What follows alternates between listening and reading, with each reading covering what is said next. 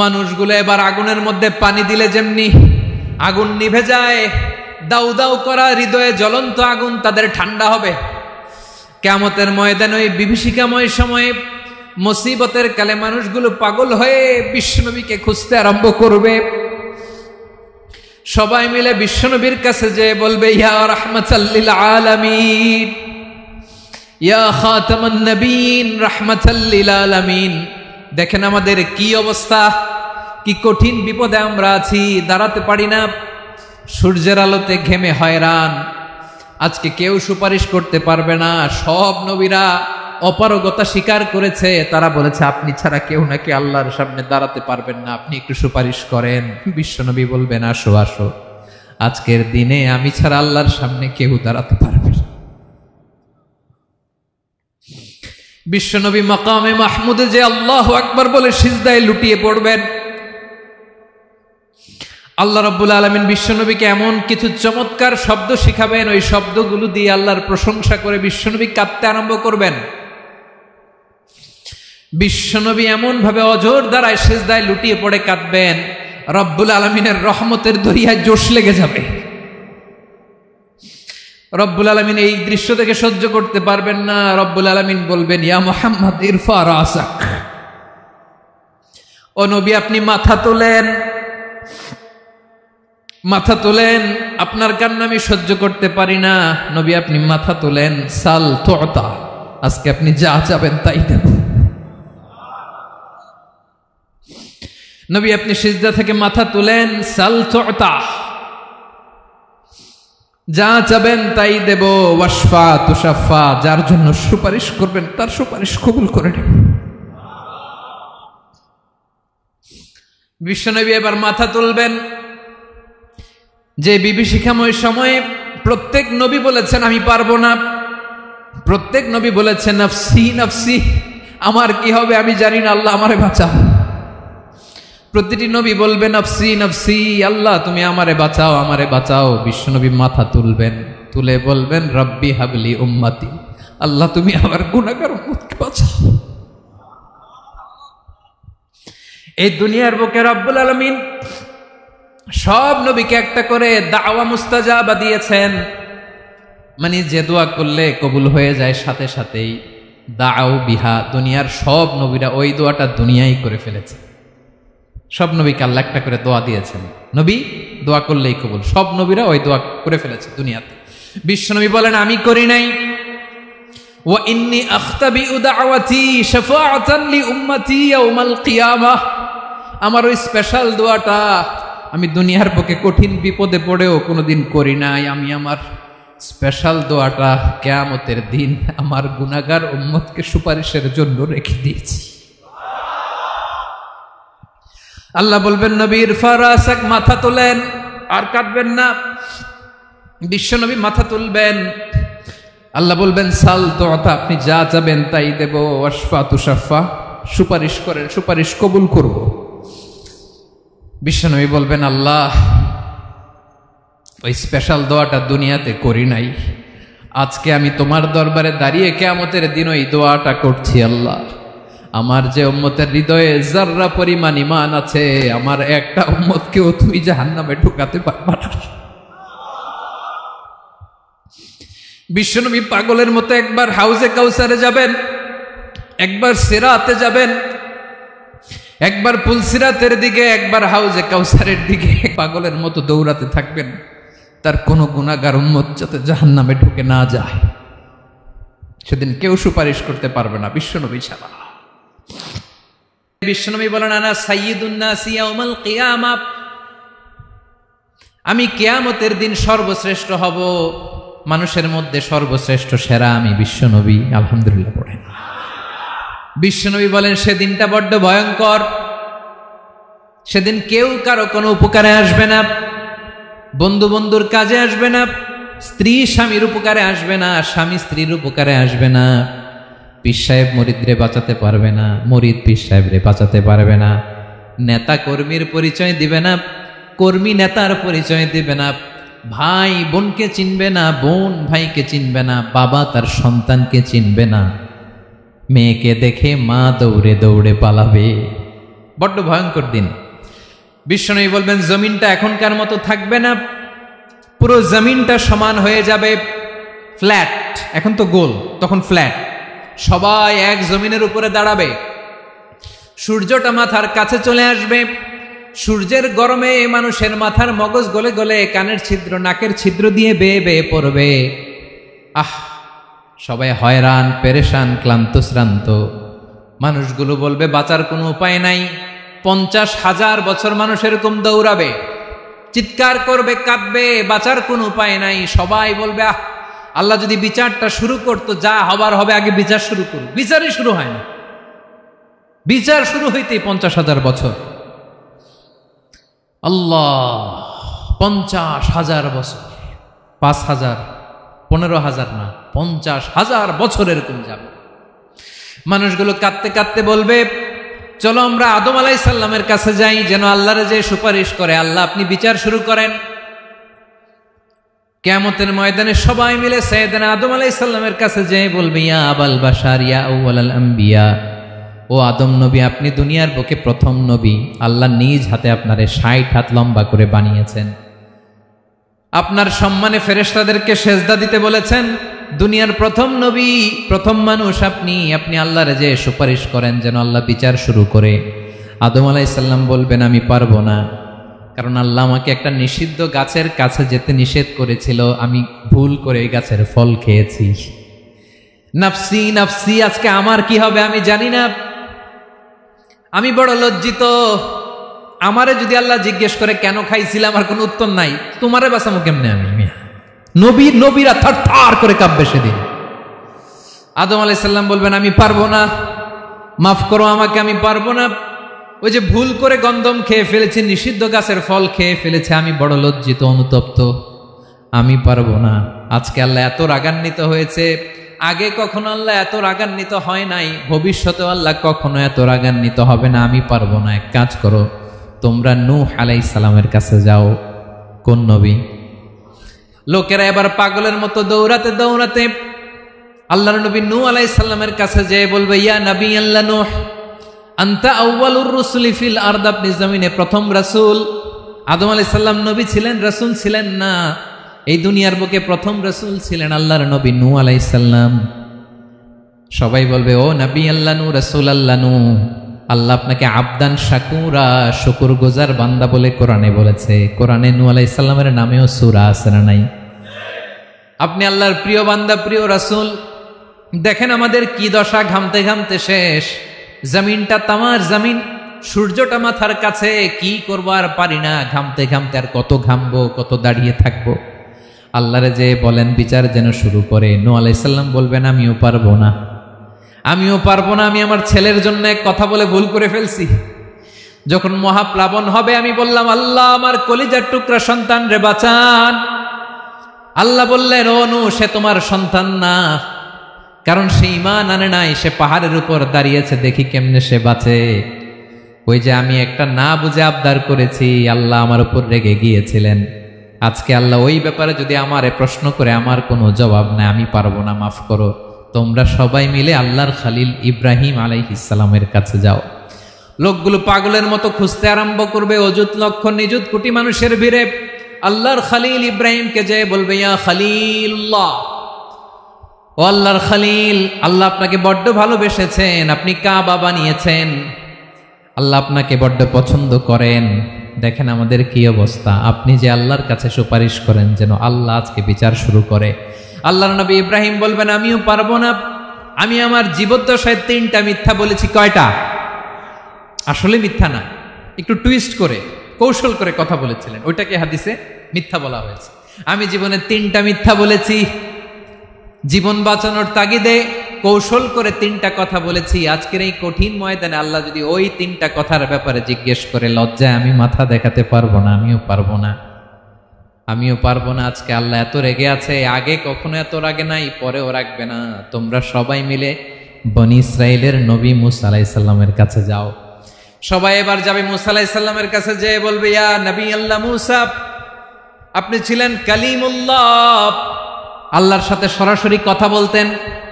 রব্বুল আলামিন আপনাকে তাওরাত কিতাব দিয়েছেন, আপনি যে একটু সুপারিশ করেন। আল্লাহর নবী মুসা বলবেন, মাফ করো, আমিও পারবো না, আমি দুনিয়ার বুকে ভুল করে একটা মানুষকে মেরে ফেলেছি। আমি মারছিলাম আদব শিক্ষা দেওয়ার জন্য এক থাপ্পড়, এই থাপ্পড়ে যে ওই লোক মরেই যাবে আমি জানতাম না। আজকে আল্লাহ যদি জিজ্ঞেস করে কেন মারলা, জবাব আছে?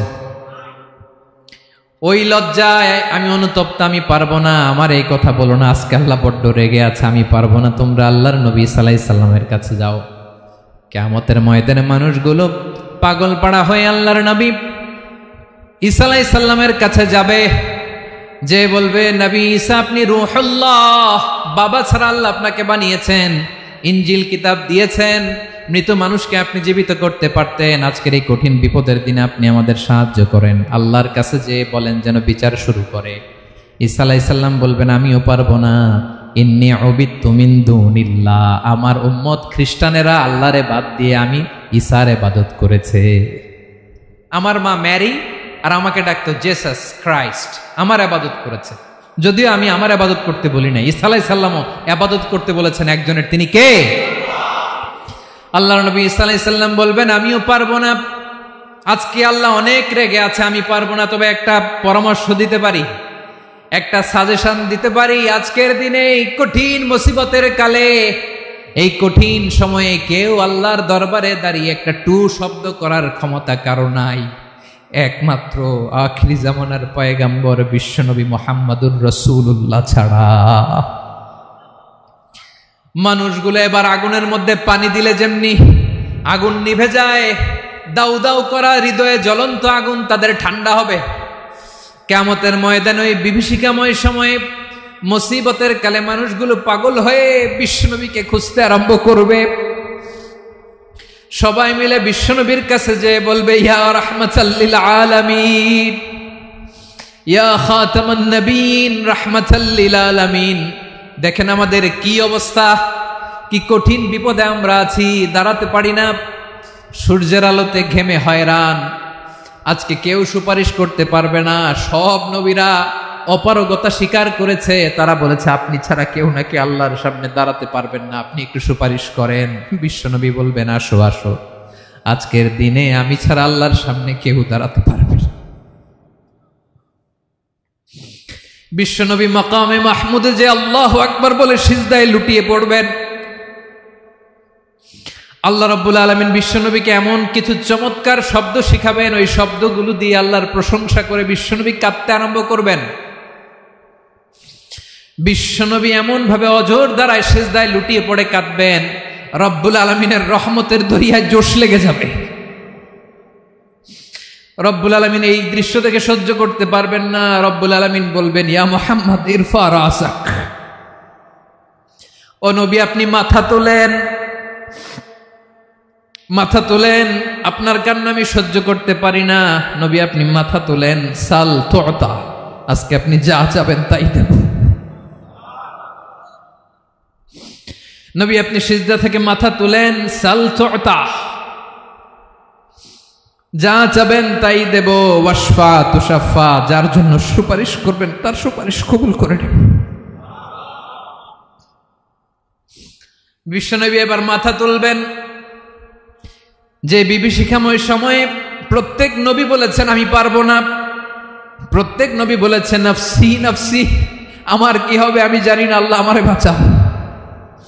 প্রতিটি নবী বলবেন নফসি নফসি, আল্লাহ তুমি আমারে বাঁচাও, আমারে বাঁচাও। বিশ্বনবী মাথা তুলবেন, তুলে বলবেন রব্বি হাবলি উম্মতি, আল্লাহ তুমি আমার গুনাহগার উম্মতকে বাঁচাও। এই দুনিয়ার বুকে রব্বুল আলামিন সব নবীকে একটা করে দাওয়া মুস্তাজাবা দিয়েছেন, মানে যে দোয়া করলে কবুল হয়ে যায় সাথে সাথেই। দাও বিহা, দুনিয়ার সব নবীরা ওই দোয়াটা দুনিয়ায় করে ফেলেছে। সব নবীকে আল্লাহ একটা করে দোয়া দিয়েছেন, নবী দোয়া করলেই কবুল। সব নবীরা ওই দোয়া করে ফেলেছে দুনিয়াতে। বিশ্বনবী বলেন আমি করি নাই। ওয়া ইন্নী আখতাবিউ দাওয়াতি শাফাআতান লি উম্মতি ইয়াউমাল কিয়ামাহ, আমার ওই স্পেশাল দোয়াটা আমি দুনিয়ার বুকে কঠিন বিপদে পড়েও কোনোদিন করি নাই। আমি আমার স্পেশাল দোয়াটা কিয়ামতের দিন আমার গুনাহগার উম্মতকে সুপারিশের জন্য রেখে দিয়েছি। আল্লাহ বলবেন নবীর ফারাসাক, মাথা তোলেন, আর কাটবেন না। বিশ্বনবী মাথা তুলবেন। আল্লাহ বলবেন সাল তুতা, আপনি যা চাবেন তাই দেব। ওয়াশফা তুশাফা, সুপারিশ করেন, সুপারিশ কবুল করব। বিশ্বনবী বলবেন আল্লাহ, ওই স্পেশাল দোয়াটা দুনিয়াতে করি নাই, আজকে আমি তোমার দরবারে দাঁড়িয়ে কিয়ামতের দিন ওই দোয়াটা করছি। আল্লাহ, আমার যে উম্মতের হৃদয়ে যাররা পরিমাণ ঈমান আছে, আমার একটা উম্মতকেও তুই জাহান্নামে ঢুকাতে পারবা না। বিশ্বনবী পাগলের মতো একবার হাউজে কাউসারে যাবেন, একবার সিরাতে যাবেন, একবার পুলসিরাতের দিকে, একবার হাউজে কাউসারের দিকে পাগলের মতো দৌড়াতে থাকবেন। তার কোনো গুনাহগার উম্মত যাতে জাহান্নামে ঢুকে না যায়। সেদিন কেউ সুপারিশ করতে পারবে না বিশ্বনবী ছাড়া। এজন্য 5 নম্বর আল্লাহ বললেন মান যাল্লাযী ইয়াশফাউ ইনদাহু ইল্লা বিইযনিহি। কার সাহস আছে, কার এত বড় বুকের পাটা কিয়ামতের কঠিন দিন আল্লাহর সামনে দাঁড়িয়ে সুপারিশ করবে? কারো ক্ষমতা নেই, কারো ক্ষমতা নাই। বিশ্বনবী সেদিন সিজদায় পড়ে উম্মতের জন্য কাঁদবেন, সবাই কাঁদবে, নফসি নফসি, আল্লাহ আমারে বাঁচাও, আল্লাহ আমারে বাঁচাও। বিশ্বনবী বলবেন উম্মতি উম্মতি। বিশ্বনবী আমার জন্য কাঁদবেন, আপনার জন্য কাঁদবেন, আমাদের জন্য সেদিন কেঁদে কেঁদে জাহান্নামের দরজায় দাঁড়িয়ে আমাদেরকে টেনে টেনে জান্নাতে ঢুকাবেন। এজন্য এই বিশ্বনবীর ভালোবাসা যেন আমাদের হৃদয়ে ভরপুর থাকে। আমার ভাইয়েরা, প্রতি শুক্রবার বিশ্বনবীর উপরে বেশি বেশি যেন আমরা দুরূদ পড়ি। আমরা যখন বিশ্বনবীর সালাম দেই, দুরূদ পড়ি, একদল স্পেশাল ফেরেশতা আছে যারা বিশ্বনবীর দুরূদটা নিয়ে সরাসরি বিশ্বনবীর রওজায় যায়, যে বলে অমুকের বেটা অমুক আপনারে সালাম দিয়েছে। বিশ্বনবী নিজ কবরের থেকে নিজেই সালামের উত্তর দেয়।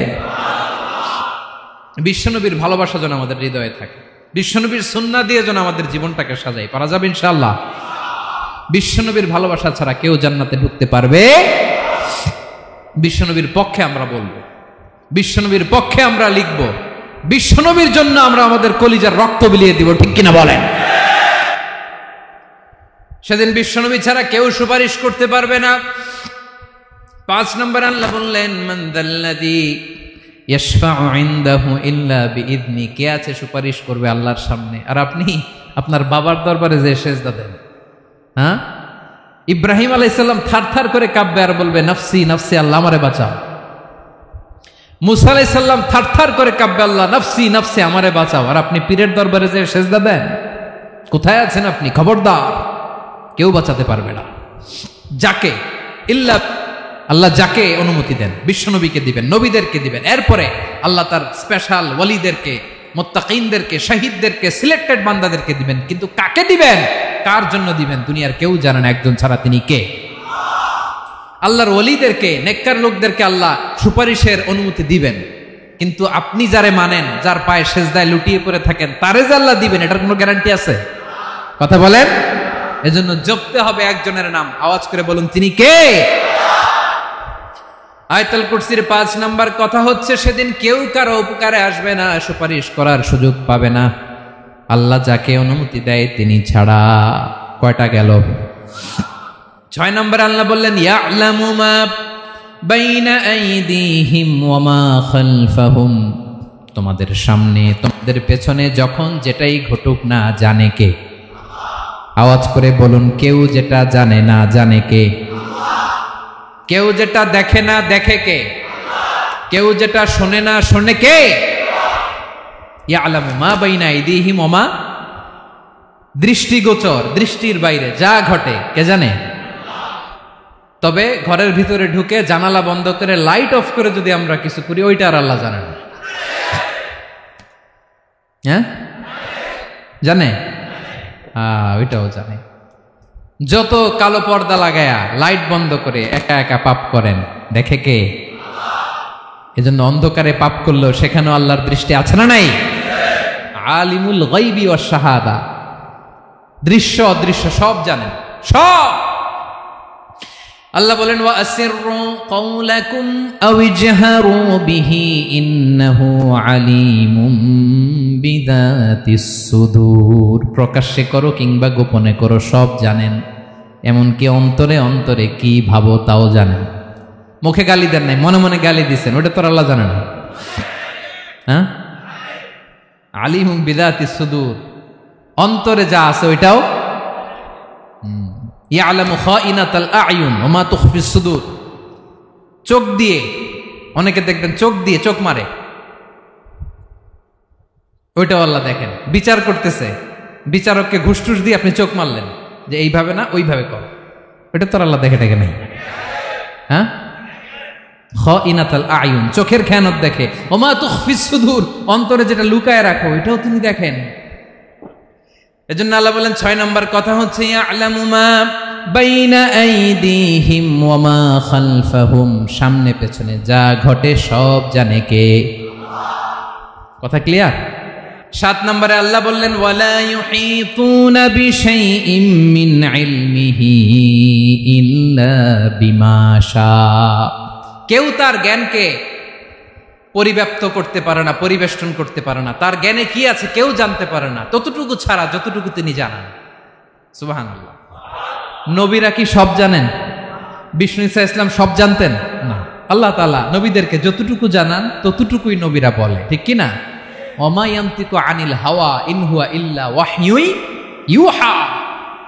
আল্লাহ যতটুকু জানায় নবীরা ততটুকু বলতে পারে, এর বাইরে বলতে পারে না।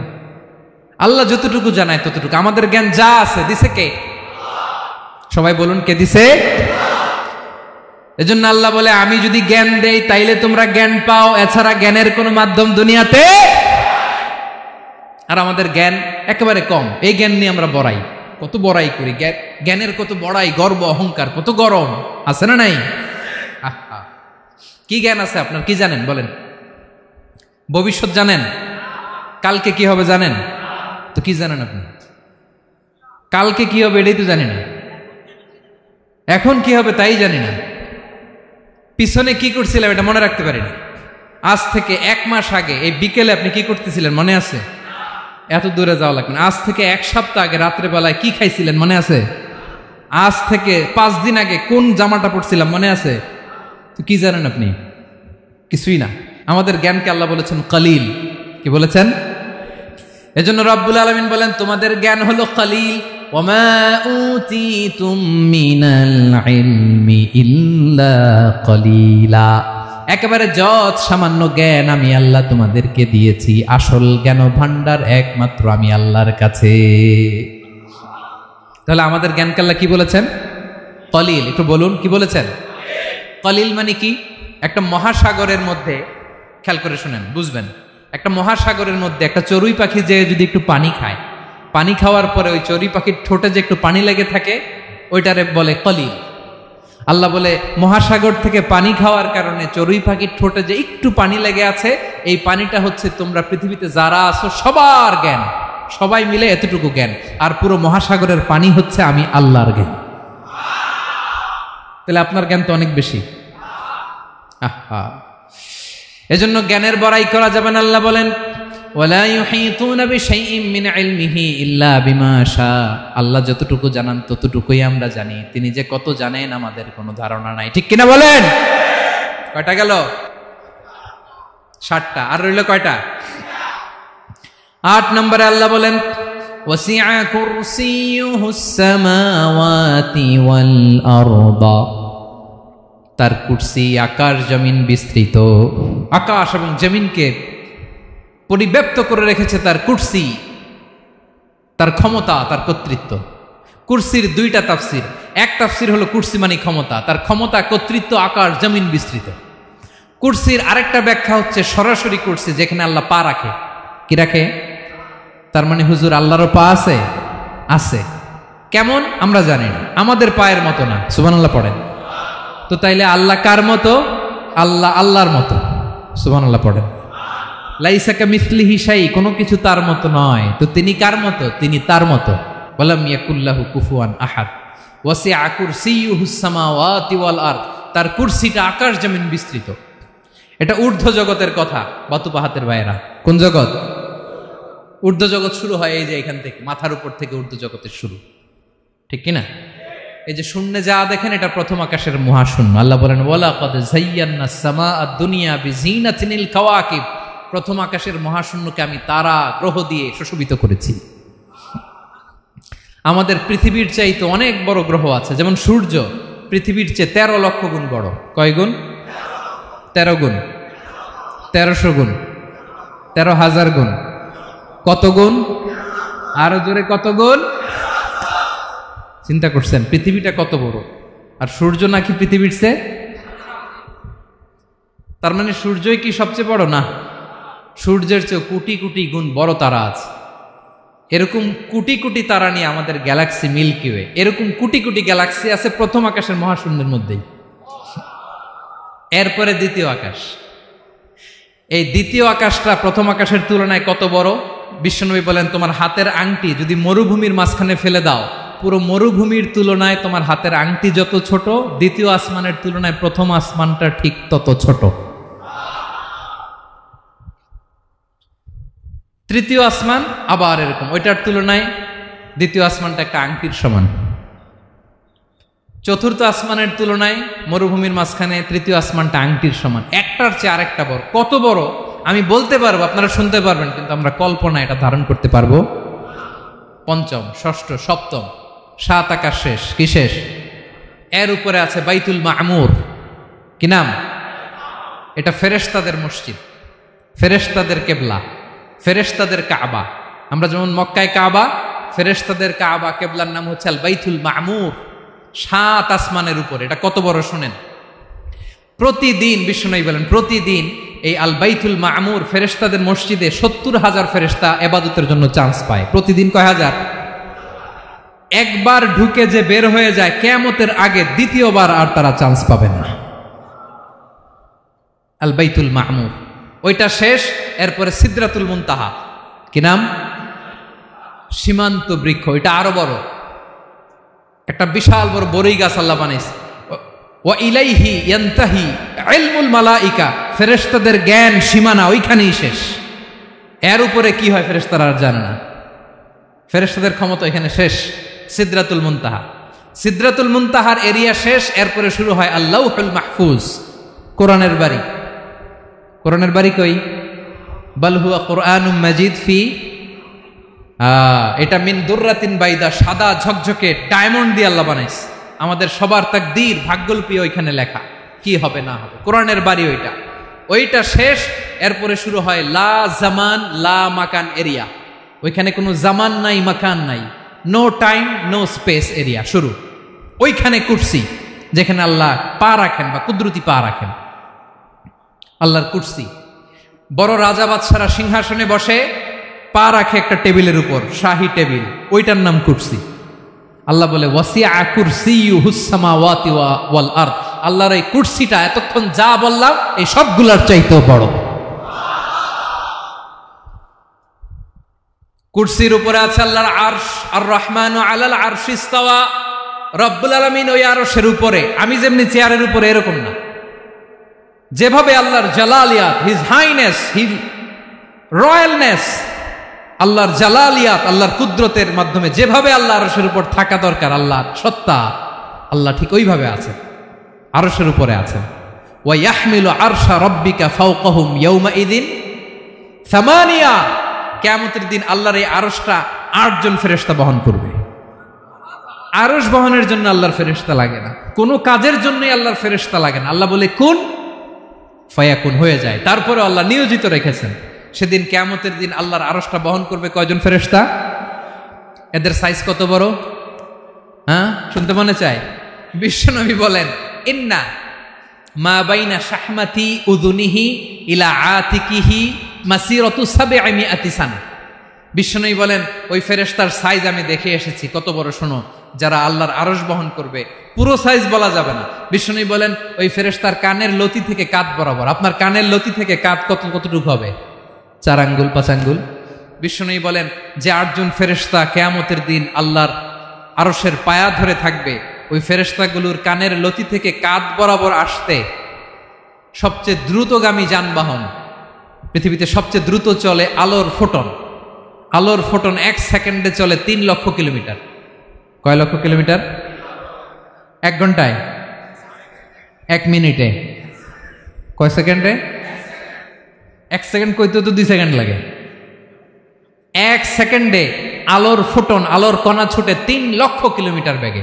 বিষ্ণুই বলেন এরকম যানবাহন দিয়ে যেটা সেকেন্ডে 3 লক্ষ কিলোমিটার বেগে ছুটে, এরকম দ্রুত যদি কেউ ছুটে তাহলে ওই ফেরেশতার কানের লতি থেকে কাঁধ বরাবর আসতে 700 বছর সময় লাগবে। এজন্য রব্বুল আলামিন বলেন ওয়াসিআ কুরসিয়ুহুস সামাওয়াতি ওয়াল আরদা, আল্লাহর কুরসিটা আকাশ জমিন সব চাপিয়ে যাবে। তাহলে আল্লাহ কত বড়! সুবহানাল্লাহ। সেজদায় যখন লুটিয়ে পড়েন এটা ভাববেন, আয় রে কারে সেজদা দেই আমি, তিনি কি সুমহান, কি সুবিশাল, ওই রবের গোলাম আমি। আলহামদুলিল্লাহ পড়েন। 9 নম্বরে আল্লাহ বলেন ওয়ালা ইয়াউদুহু হিফযুহুমা, এই বিশাল আকাশ জমিনকে রক্ষণাবেক্ষণ করতে যে আল্লাহ কঠিন কালেও ক্লান্ত হয় না। নাকি আমার আপনার মতো ক্লান্ত হয়? আল্লাহর ক্লান্তি আছে, শ্রান্তি আছে, বিশ্রাম আছে, বিরাম আছে, ঘুম, জিমানি? সুবহানাল্লাহ পড়েন। আল্লাহ বলে ওয়ালা ইয়াউদুহু হিফযুহুমা, এগুলোকে রক্ষণাবেক্ষণ করতে আল্লাহ ক্লান্ত হয়ে পড়েন না। 9 নম্বরে বললেন আল্লাহর কোনো ক্লান্তি নাই, সব কিন্তু দেখভাল করেন, প্রতি মুহূর্তে প্রতি সেকেন্ডে যার যেটা লাগে করেন। এই পুরো বসুন্ধরা, পৃথিবী, মহাবিশ্ব যেভাবে চলা দরকার সৃষ্টির পর থেকে আজও চলছে। চালায় কে? ইঞ্জিনিয়ারটা কে? আসল কারিগরটা কে? 9 নাম্বার চলে গেল, আল্লাহ ক্লান্ত হন না। আর বাকি রইল কয়টা? সব শেষে আল্লাহ তাআলা বললেন ওয়া হুয়াল আলিয়ুল আযীম, ওয়া হুয়াল আলিয়ুল আযীম, তিনি হচ্ছেন আল আলিয়ুল আযীম। সব শেষ কথা। প্রিয় ভাইয়ের, আমি বলেছিলাম আয়াতুল কুরসিতে আল্লাহর মোট কয়টা সুন্দর সুন্দর নাম আছে? 2টা তো বলে ফেলছে। এগুলো কি ছিল? আল হাইয়ু, আল কাইয়ুম। এবার সব শেষে 3 আর 4 নাম্বারটা আসছে। এটা কি? একটা আল আলী আর একটা আযীম। 3 নাম্বারটা হচ্ছে আল আলী, 4 নাম্বারটা আযীম। আল আলী মানে হচ্ছে সর্বোচ্চ, দ্য গ্রেটেস্ট, দ্য হাইয়েস্ট। তার উপরে কেউ আছে? ঊর্ধ্ব জগতের যে বর্ণনা দিছি, কি বুঝলেন? আল্লাহর উপরে কেউ আছে? এজন্য তিনি হচ্ছেন আল আলী, সবচেয়ে উপরে, সর্বোচ্চ, দ্য হাইয়েস্ট। তার উপরে কেউ। এজন্য আল্লাহ বলেন সাব্বিহ ইসমা রাব্বিকাল আ'লা। আল আলী আর আল আ'লা কাছাকাছি অর্থ। প্রশংসা করো ওই আল্লাহর যিনি হলেন আ'লা, সবচেয়ে বড়। তার চেয়ে বড় কেউ আছে নাকি? তার উপরে কেউ আছে নাকি? আল আ'লা। এজন্য আমরা যখন সিজদায় লুটিয়ে পড়ি, আমরা যখন সবচেয়ে নিচে যাই, আমরা বলি আল্লাহ তুমি সবচেয়ে উপরে। আমরা যখন সিজদায় যাই, আমরা তখন সবচেয়ে কি? নিচে, তাই না? এর চেয়ে নিচে আর মানুষের সবচাইতে দামি অঙ্গ কপালটারে মাটিতে ঘষি, আমি সবচেয়ে নিচে, আর আমি বলি সুবহানা রাব্বিয়াল, আহা সুবহানা রাব্বিয়াল আ'লা। আল্লাহ তুমি সবচেয়ে উপরে, আমি সবচেয়ে নিচে, কিন্তু তুমি সবচেয়ে উপরে। সুবহানাল্লাহ পড়ে। আল্লাহ বলে আমি হলাম আল আলী। 4 নম্বরে আমি হলাম আল আযীম, হাইয়ু কাইয়ুম। শেষে বললেন আমি হলাম আল আলী, আমি হলাম আল আযীম। আযীম মানে সুমহান, দ্য সুপ্রিম। সুপ্রিম। আল্লাহর সবকিছু চরম পর্যায়ের। তার সবকিছু কি? আল্লাহর শাস্তি চরম পর্যায়ের, আল্লাহর দয়া পরম পর্যায়ের, তার সৃষ্টি প্রকাণ্ড, তার ক্ষমতা প্রচন্ড। তিনি আল আলী, আল আযীম। আওয়াজ করে পড়েন আল্লাহু আকবার। আল্লাহ বলে আমি হলাম আল আলী, আমি হলাম আল আযীম, আমি হলাম সুমহান। আমার সবকিছু বড়, আমার শাস্তি বড়, আমার দয়াও বড়, মায়াও বড়। আমি যখন শাস্তি দেই, আমার শাস্তির মতো কেউ শাস্তি দিতে পারে না। আমি আল্লাহ সব সময় ধরি না, ধরলে ছাড়ি না। ঠিক কি না? ধরে ধরে ধরে না, ধরলে আল্লাহ সাবধান। যখন আযাব আসবে, গজব আসবে, পালাবার জায়গা খুঁজে পাওয়া যাবে। সামান্য ভূমিকম্প দিলে আমাদের অবস্থা কি হয় দেখেন তো? হ্যাঁ, সামান্য একটু ভূমিকম্প দিলে বাঁচার উপায় আছে? আল আযীম, ইন্না যালজালাতাস সাআতি শাইউন আযীম। কিয়ামতের সেই প্রকম্পনটা বড্ড ভয়ঙ্কর, বড্ড ভয়ঙ্কর। এজন্য আমরা সে আল্লাহর ইবাদত করি যিনি কখনো ঘুমান না, যিনি ক্লান্ত হন না, যার লয় নাই, যার কোনো ক্ষয় নাই, যিনি ছাড়া আমাদের বাঁচার কোনো উপায় নাই, ঠিক কিনা বলেন? 10 নম্বর ক্লিয়ার? আলহামদুলিল্লাহ পড়েন। যা বললাম আমরা যেন আমল করতে পারি। তাহলে একটি আয়াতের তাফসির শুনলাম, আয়াতটার নাম প্রত্যেক ফরজ নামাজের পরে পড়বেন, সকাল সন্ধ্যা পড়বেন, ওয়াজিফা হিসেবে মানবেন তো? কোন সূরায়? আয়াত নাম্বার? মোট কয়টা কথা? 1 নাম্বার, আল্লাহ ছাড়া কোনো ইলাহ নাই, তাকে ছাড়া কাউকে সেজদা দেব। 2 নাম্বার, তিনি আল হাইয়ুল কাইয়ুম, সব মরবে, তিনি মরবে। গোটা বিশ্ব তার কাছে ঠেকা, তিনি কারো কাছে ঠেকা। 3 নাম্বার, তার ঘুমও নাই, ঘুমের আগে যে ঝিমুনি আছে সেটাও। 4 নাম্বার, আকাশ জমিন এর মাঝে যা আছে সবকিছুর আসল মালিকানা কার? 5 নাম্বার, কিয়ামতের দিন যখন থারথার করে নবীরা কাঁপবে, তার অনুমতি ছাড়া কেউ আল্লাহর দরবারে দাঁড়িয়ে সুপারিশ করতে পারবে। 5 নাম্বার, আমাদের সামনে পেছনে উপরে নিচে প্রকাশ্যে গোপনে যা ঘটে কেউ দেখে না, দেখে কে? কেউ জানে না, জানে কে? আল্লাহর জ্ঞানের বাইরে নতুন করে কেউ জ্ঞান প্রডিউস করতে পারে না। তিনি যতটুকু জানায় ততটুকুই জানি, তিনি না জানালে জানানোর সাধ্য কারো। তার কুরসি, তার কর্তৃত্ব ক্ষমতা আকাশ জমিনকে বিস্তৃত করে আছে, ঠিক কিনা বলেন? কিন্তু মহাবিশ্বকে পরিচালনা করতে, রক্ষণাবেক্ষণ করতে তিনি খুব ক্লান্ত হয়ে যায় না? ক্লান্ত হয়? তিনি আল আলী, দ্য হাইয়েস্ট, সর্বোচ্চ, আল আযীম, দ্য সুপ্রিম, তার ক্ষমতার সামনে দাঁড়াবার ক্ষমতা কারো নাই, ঠিক কিনা বলেন? সে আল্লাহর গোলাম হতে পেরে আমরা খুশি না বেজার? আমরা যা করবো ওই আল্লাহর খুশি করার জন্য করব, যা করব আল্লাহর রাজি খুশির জন্য করব। মনের দুঃখ জ্বালা ফেসবুকে শেয়ার দেওয়ার আগে আমি শেয়ার দেব কার সাথে? পারবেন? পারবেন? আল্লাহরে ভালো লাগে? আল্লাহরে মায়া লাগে? আল্লাহর কাছে চোখের পানি ছেড়ে কাঁদতে ভালো লাগে? আল্লাহর কাছে বলেন, ইদা সাআলতা ফাসআলিল্লাহ, বিষ্ণু বললেন যখন চাইবে আল্লাহর কাছে চাইবে। ওয়া ইদা ইসতাআনতা ফাসতাইন বিল্লাহ, সাহায্য করার মালিক একজন, তিনি কে? আল্লাহ তাআলা আমাদের সবাইকে কথাগুলো বোঝার আমল করার তৌফিক দান করুক। হাযা মা ইনদি ওয়াল ইলমু ইনদাল্লাহ আলাইহি তাওয়াক্কালতু ওয়া ইলাইহি উনীব। আসসালামু আলাইকুম ওয়া রাহমাতুল্লাহ।